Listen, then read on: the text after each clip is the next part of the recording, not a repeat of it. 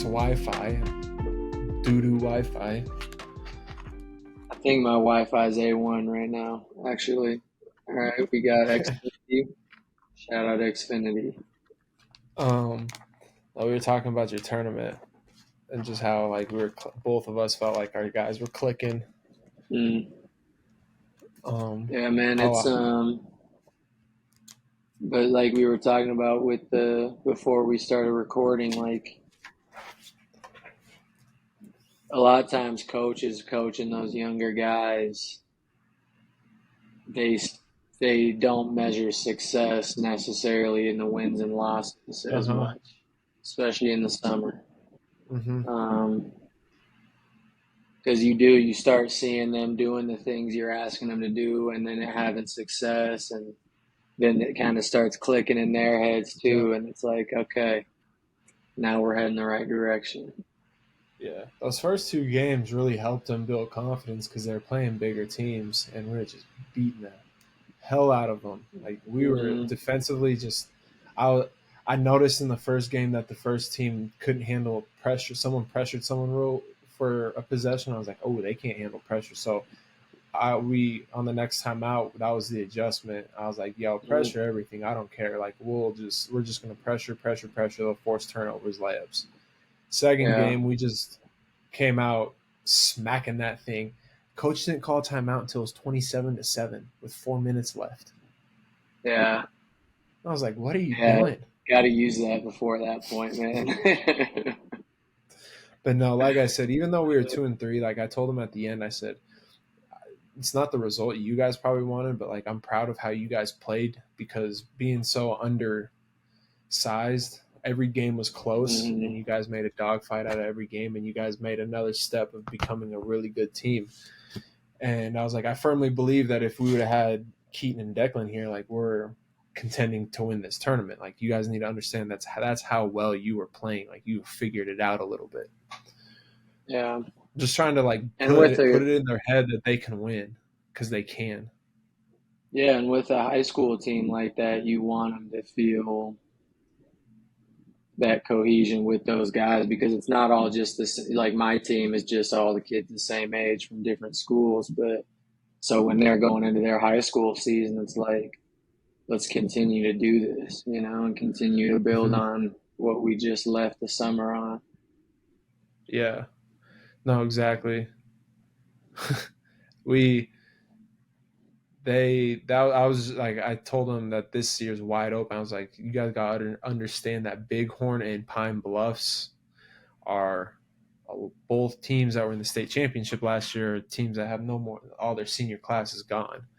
So Hmm. it's a clean slate this year.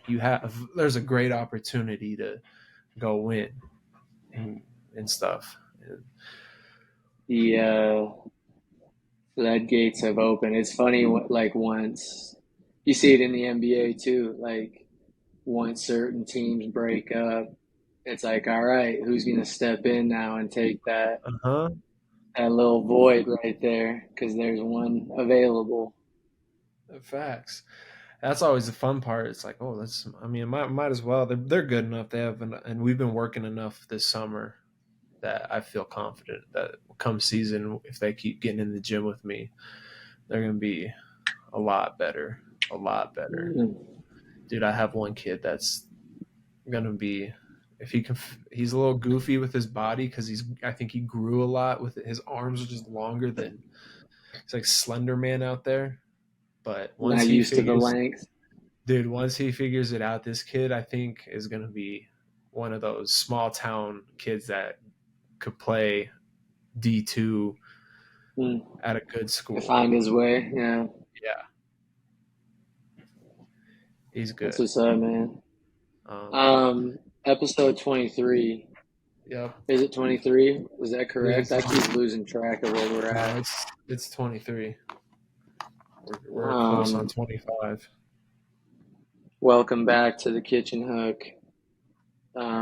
Bush, I think that's a good segue. Just what we were talking about into one of the topics you brought up is um, what to expect, like kind of, or like what to be preparing for as a coach, maybe if you're Hmm. trying to get into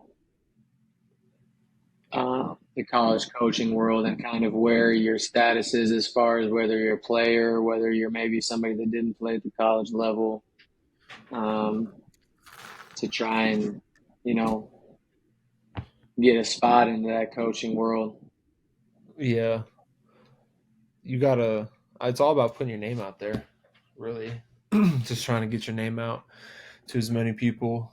Like for me, it was I just kept emailing Schaefer when he was at BH. I kept emailing him, and then finally it was gonna be to try out, but then he was just like, "Hey, I got this instead," and I was like, "Ooh, I see the better opportunity down that road, so let me just try this Mm-hmm. out," and learned a lot under because he left, and obviously we were under Trumbauer, but learned a lot. But I don't know, just like you always just gotta be prepared, like you said, like having a binder. I don't know.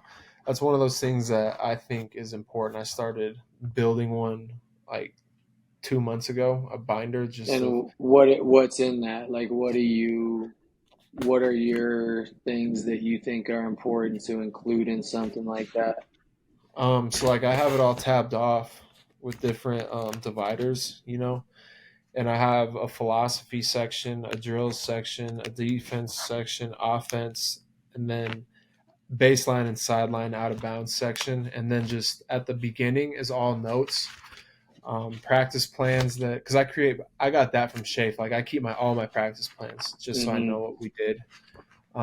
And then I found like some stuff on the 1990 Bulls and Michael Jordan and how he incorporated like strength training and conditioning and stuff, and just trying to learn more for myself because we do condition as coaches. You do have to condition your players. You're not gonna not all of it relies on the strength coach, but Yeah. just showing that you have because when you go to a job interview, if you bring this, you're going to be more than likely to be. You're already setting yourself up for good success. Yeah. So No, I think it's just all about what you believe in as a coach. I think in the binder, um, always have it's like your own playbook. It's your own personal playbook with plays in it for games. yeah, and I think it's, you're able to put a lot of pieces of what you're about into one place, like you Mhm. said with your tabs broken down and all that type of stuff. But um, the one thing I like about it is that you can tailor it to what you think needs to be in there. Like Yep. maybe you're a guy that going into an interview that or putting your yeah, maybe because you'd probably bring your binder to an interview is when you'd be bringing that. So like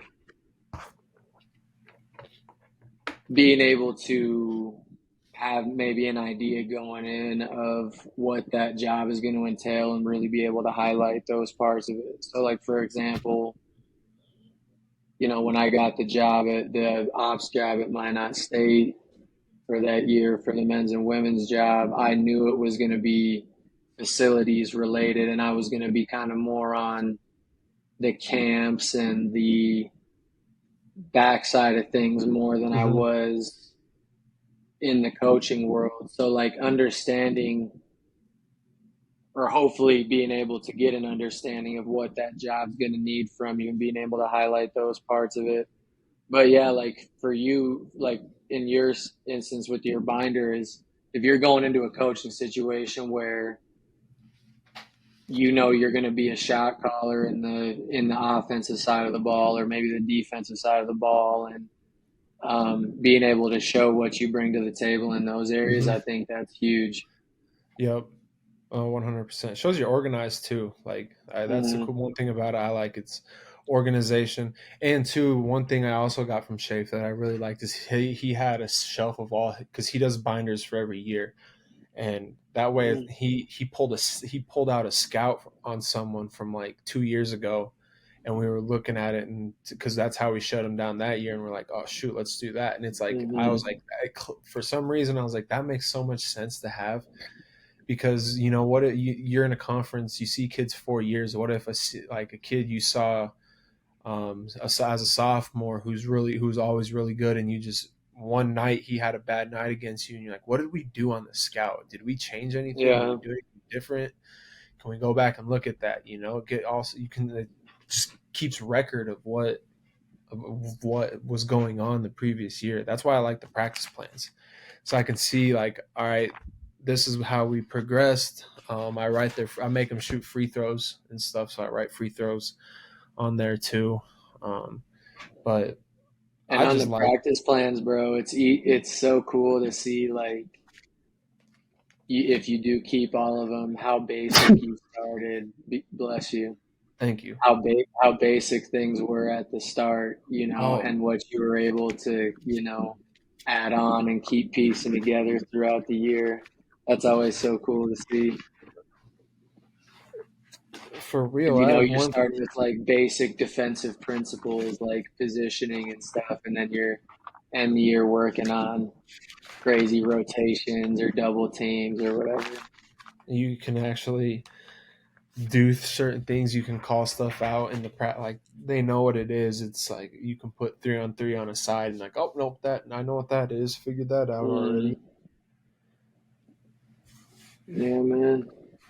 What did you like for you for coaching as a player?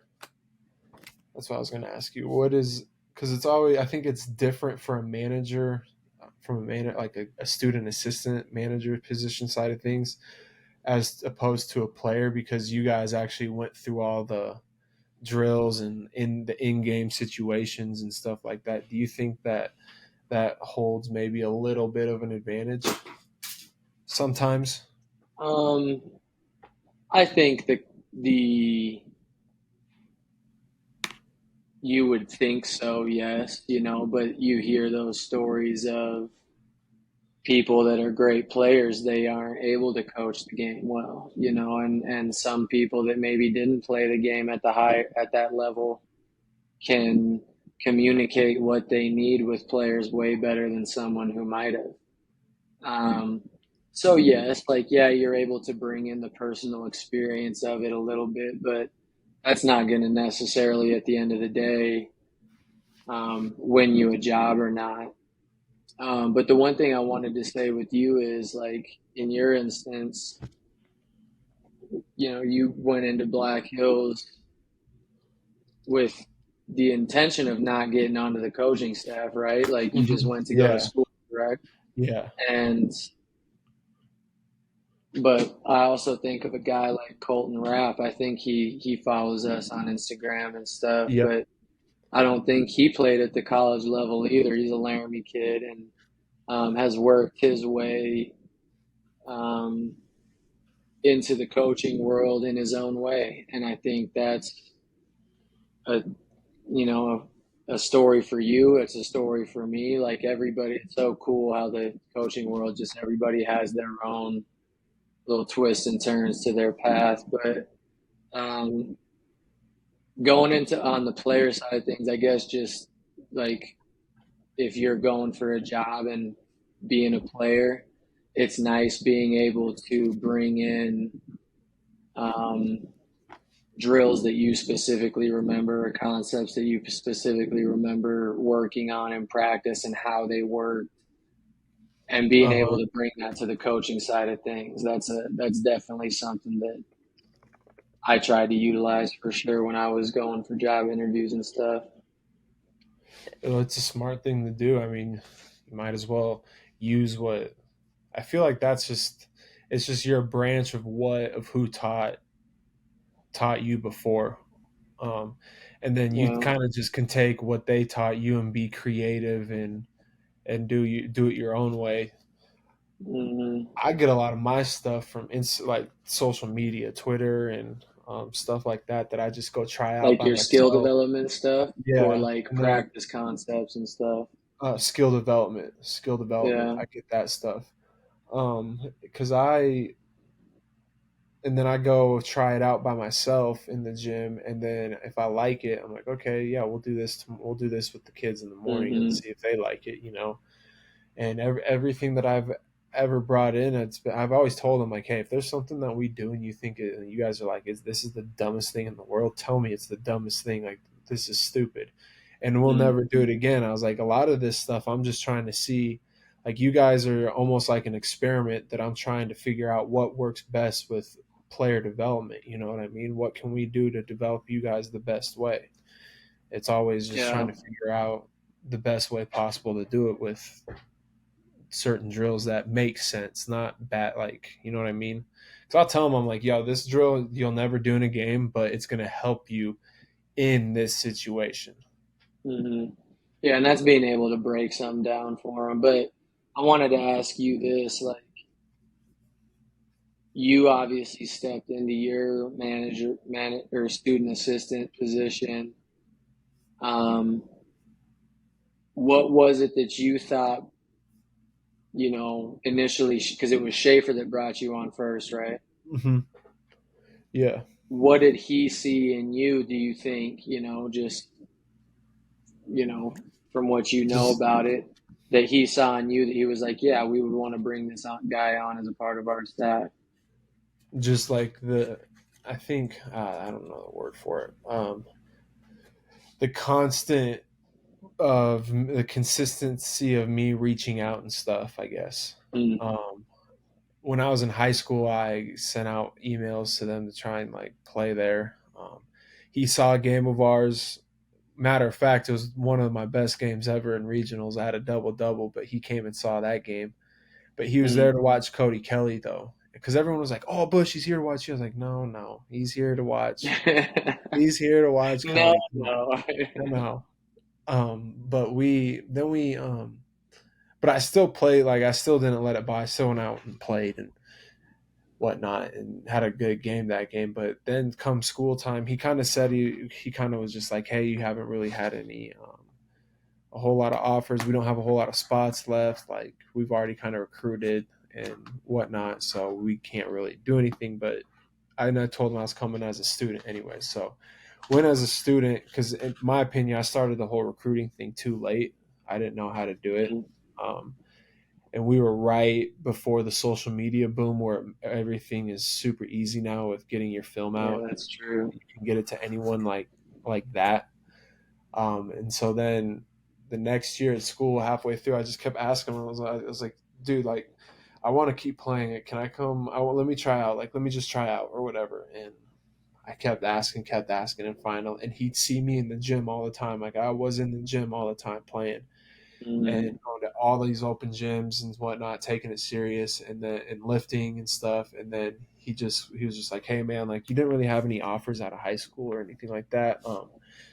This is where like I like that you keep reaching out and stuff, and I can see that you love basketball. So we do have this open for you if you want to do it. He's like, take a couple days to think about it, and then shoot me an email or come by and see me, and we'll talk about it. I was like, all right, cool. And so like 2 days later, Yeah. he was out recruiting. I just shot him an email and said, hey, I want to do this. I want to help out. And so you think it was your persistence and just kind of Yeah, the fact that you were always around.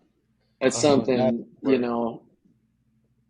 we talked about how everybody has a different path, but that is something that you see in common with a lot of people's stories is like they the staff always saw their face or they were always in the gym or their name was always popping up in conversation or in emails or Hmm. text messages or something. And I think there's Hmm. something to be said for that, and it's like, I think above all else, if you show that you're willing to put in and fulfill your role in whatever role that they have available for you, they'll find stuff for you to do in most situations. Hmm. Um, I've seen some student managers or student assistants, they don't do a dang thing, but I know you were put to work. Shoot, I know you, we had some that tried to come be student managers and they just weren't cut out for it. Like they got 2 days in or 3 days in, they'd be like, okay, I'm done. yeah, Like, you know. yeah, those And ones are always funny. It's like, yeah, Trump would test them. Trump would test them with with certain things. Like, hey, you got to get the pad, and he'd get all aggressive with how he would say it too, like, hold the pad, like hit him, and get all like Yeah. mad at him and stuff. And then I remember seeing one of them. I'm looking at him like, dang, dude, I'm not a player, bro. Like, what are you He doing? I was didn't like, want yeah, this game's not gonna that. last very long. That's hilarious. He would get after We had you guys. I remember that. Like, you guys really had to go to war with those bigs down there. if we didn't have a ball in the hand, if we didn't have a ball in our hand, it was sad. Oh, I know it. Yeah, that's but I think that's like you said, some people don't they aren't ready for that pace and that intensity of the college atmosphere. Like Uh huh. they think they just want to be a part of something that's fun and like, oh, I can say I'm the manager or whatever on the team and get water cups and stuff at games and sit on the bench, but it's like, Yeah. nah, when you come to practice, you got to be ready. I just can't get, and two, part the reason I stayed with it too is one, I wanted to be a coach, but two, I just can't quit if I've started something. I have to see it through. I Yeah. have to do the whole, I have to do the whole thing, and then sit back and be like, okay, how was that? Let's Mm, look back and assess that. I was laughing though because I just it's so funny. Like we'd be doing shell drill and the football would go flying across the court. Another ball would just be tossed in like immediately. Just one ball tossed in. yeah. Someone would always be looking for a basketball to be thrown Yeah. into the pile. You learn. You learn So where it was coming from. You just it was kind of like knowing where your teammates are on the floor. We always knew where you guys were to throw us a ball and we could get back going. Because that the was funny. one thing I remember. He did not like downtime, like in between No, drills or like in between no, even reps. He did not like downtime. I remember no. that. And if you were just kind Actually, of trotting over to your spot, let's go. um, he oh, what was I gonna say? It was so shell drill. He was notorious for going long in shell drill, right? That would be so funny Mm. because it would be set for like 15, 20 minutes, and I'd kind of look at it and I'm like, yeah, okay, this is gonna go about an hour. And I just knew More too like 45, it'd yeah. get to about about the 1 minute mark, and I used to set like 5 minutes on there, and then I have to reset five every time. So I started putting like 15. I'm like, oh, I'm just gonna put 15. Oh, we One day always noticed, trust me. one day I just was like, did you just want me to put 99 minutes on the clock? He's like, yeah, might as well. Yeah, when we would do like the breakdown defensive stuff into, and then we would lead up to shell, that process would always take like nothing short of 50 minutes. I'm gonna give him this though, because his attention to detail defensively was Hmm. impressive. He Hmm. and that's why you guys were so good defensively too, for like being able to keep games in the 50s and 60s and not let it get up to the 70s and 80s, Yeah. is because we would spend so much time on shell drill, and it was detailed. Like it has to be perfect, but it can't just be one perfect Hmm. rep. It has to be two, three continuously perfect reps. That way okay, they got it. And I Yeah. tried to do that sometimes at Western, but it just felt like we just want the whole philosophy there was get to the next thing, get to like let's get through our whole practice plan. When Yeah. maybe you have to take an hour on shell drill because we're not good defensively. You know what I mean? Because we weren't Yeah. good defensively. No, that's but I think that comes down to what you emphasize. Like as much as I think Coach Trumbauer loved the offensive side of things and everything, he knew that we Mm. probably had to be really good defensively, which we did, Yeah, especially the style we played, we had to be good on defense. yeah. But Especially the second year too, with how young you got, yeah, how young and the mixture of age. but I would say we were better on defense that year Yeah, than we were our first year yeah. I could agree with that. because Patty on the wing, Frazier adding a little length. We definitely had more rim protection my senior year. even though it wasn't much. You know, we had Mueller and not a shot at you, Mueller. I just know you're not a big shot blocker. No disrespect. Uh, and I mean, Sam we didn't Mayer, have shot but blockers. We just had like really good. They were just good fundamentally of being straight, like not fouling. How many yeah, times did we ever have Max or Sam Mayer in foul trouble in a pretty good big like a league that was big dominant at the time? yeah. I think I could think of a couple. Like I know Colorado Mines got them. They got all of our Yeah, bigs in foul trouble. I think down here, down in Colorado, but um, no, they we just had more size. You know, like that first year we had Yosh. Yosh was playing our five the majority of the time. me and Miles were talking about that dude. If Yash would have been 2 inches taller, 3 inches taller, that dude would have been He'd have been a the monster. one monster. But that's just the what if game. What if everyone has the what if to them, you know what I mean? Yosh just Um, had that dominant drop step. He would just move him out the way with his butt because he was so strong, and then be like, "Whoop, bah, Yosh finish at the finally rim." I it was hilarious how Yosh got the green light to shoot threes. Oh That was God. funny to me. The one time he hit that long two and ran back like this, I was like, bro, get get him off the court. He's Oh embarrassing us man. all right now. Please get him off the court. Hey, there were a couple. There was like a stretch there where Yosh was dominating. Like he was Oh getting yeah. like 20 a game, and he was dominating. Then he had a little dip, but I remember there was a 2 or 3 game stretch there where Yosh was getting to it. He could too for how little he was. He was a little big man. Like you said, dude, his lower body could move people He was all about positioning. Like, I'm going to get you to my spot, boop, bump you off me a little bit, and go finish that and thing. would say the funniest, most out of pocket things at the most wrong time.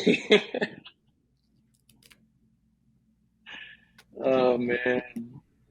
That team was fun, man. Yo, That was you a got a fun team. left hand? Shit, I don't know. I feel like Yosh wasn't even trying to be funny half the time, though. He was just answering the question. Not Yeah. really. Oh Lord, he's did he? Oh, he was Otero. He was Otero. That's where he He was went. Otero, yeah. What's this? Let's move on to this because I feel like Oh we're gonna get yeah. talking about this. What you wanted to ask me about the '90s thing? Oh, dude, I don't know. It was just a weird thought. So you know how it's always like people that watch the NBA in the '90s, will always say like Jordan did it better. Yeah, just that The the '90s basketball was was a tough better. era. It Yeah. was the best era of basketball. You know what I was thinking the other day is because they've seen everything. They were the first people to see the cool stuff, and now they've just seen it for so long that it's like, oh, cool, another dunk or something like that. Here's my thing though. Like, Not yeah, go ahead. sorry, keep going, keep going. Well, it's not like just the dunk. It's just like okay, they've seen the same shot making probably too, same kind of stuff. So it's like they're like, oh yeah, we started that, so we're the best. We're number one. We're the first ones that did this type of Yeah, basketball. but I think there are things players do in the game today that like they weren't being done in the '90s, especially skill level wise. No, Not saying players now are more athletic because there's arguments both ways where like, if you say people nowadays are more athletic, people will be like, well, Jordan had a 1,000-inch vertical or whatever it is, you know what I mean? So they'll just have these numbers and stuff to rebuttal you. So I'm just saying, and I'm talking about this from a guy that does skill work stuff. the skill level just on like the ability to handle the ball, the Dude, for things that real. people do on the move without the ball, it's at a different level because I think basketball coaches and people realized and players realized there's more to this than just dunks and setting down screen. It was like the more skilled you are, the better shots you can get off, and that's how the game's evolved. And so I think like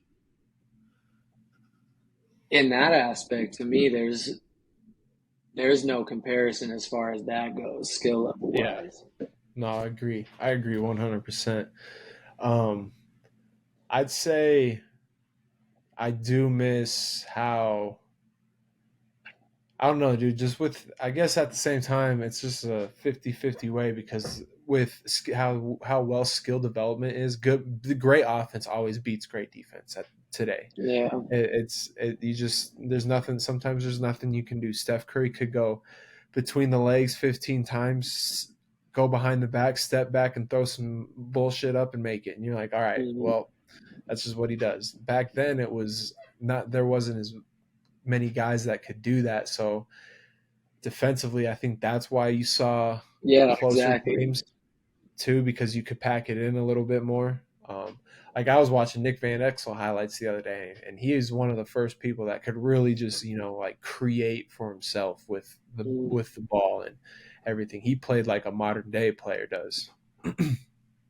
yeah, yeah, and I think your point, that's a good take is because yeah, the '90s were when that first fantastic era of basketball was, to me at least. No Mhm. disrespect to like Magic and Bird in the '80s and all them, but the NBA was still struggling at that point. But the Yeah, '90s is kind of when it took off, um, and that's a good take, bro. I honestly can't disagree with you on that. which one about the nine? About what did I say there? Um, About how the '90s was like the first, like those people that oh think yeah, that about the yeah, '90s. yeah, yeah, yeah, yeah. That's It's why just they think it. yeah, and I was thinking about that in the car the other day. I was just like, man, a lot of this stuff just comes to my mind in the car, and I've had to learn to write it down in my notes on my phone, or else I'll forget. I'll just be uh, driving or listening to music or something. I'm like, oh, that's a good thing to talk there. That light bulb clicked there.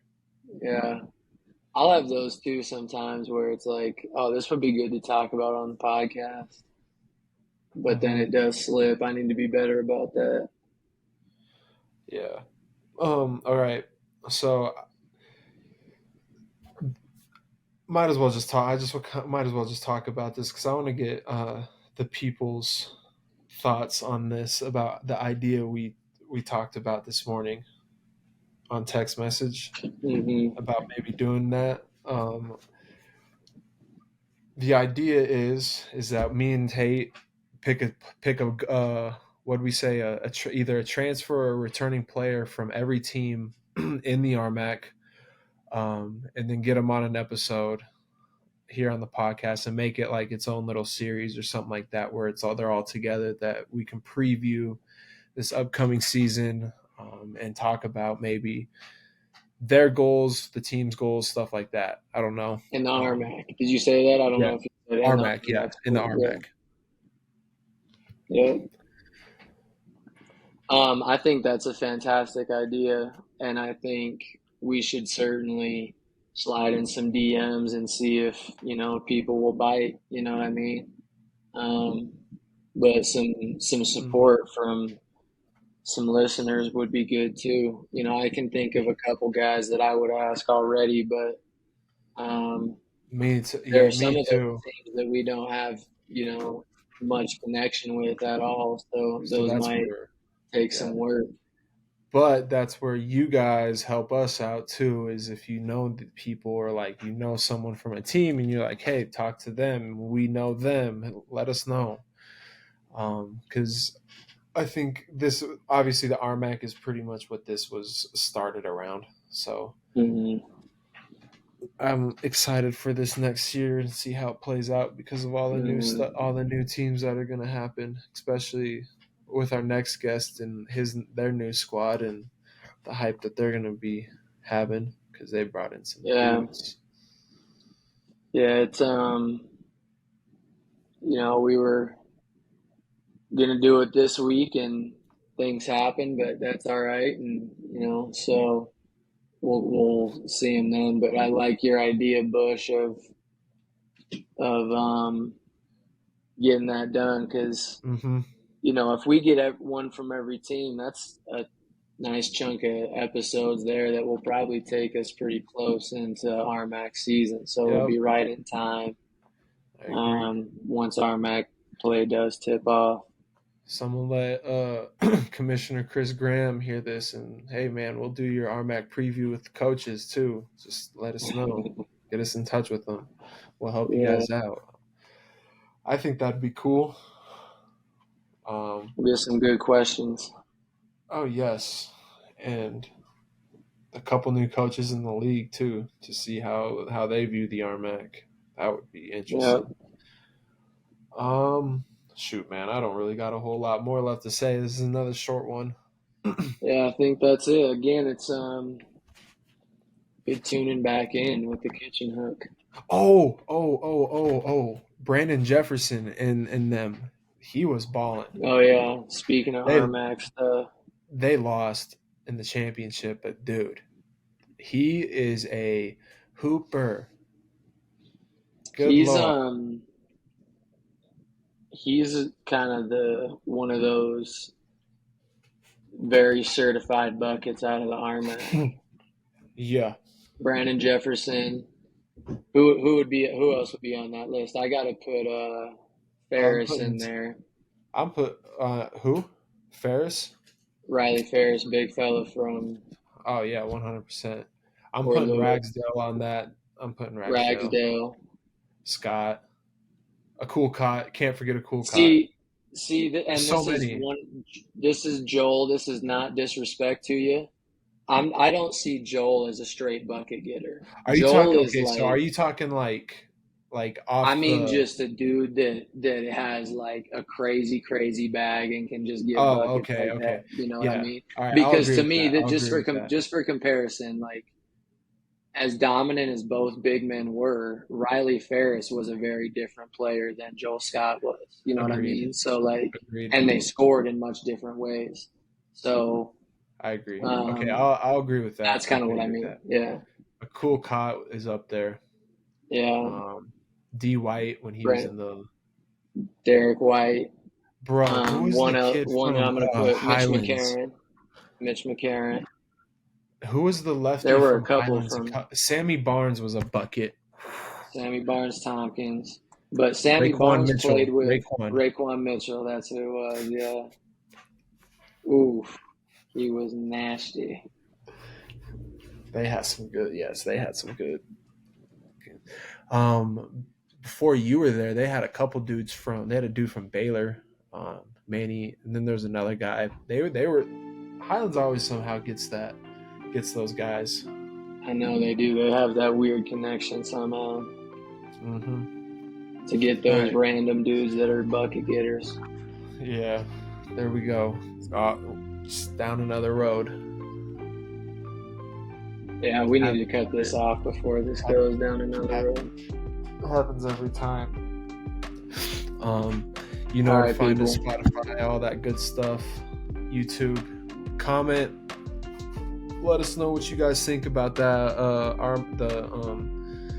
Idea with the RMAC preview deal. I know our guy with RMAC Insider will let us know, so I'm looking forward to what he has to say because he'll give us an idea. All right, folks. Episode 23, Kitchen Hook Podcast. Peace. Bye-bye.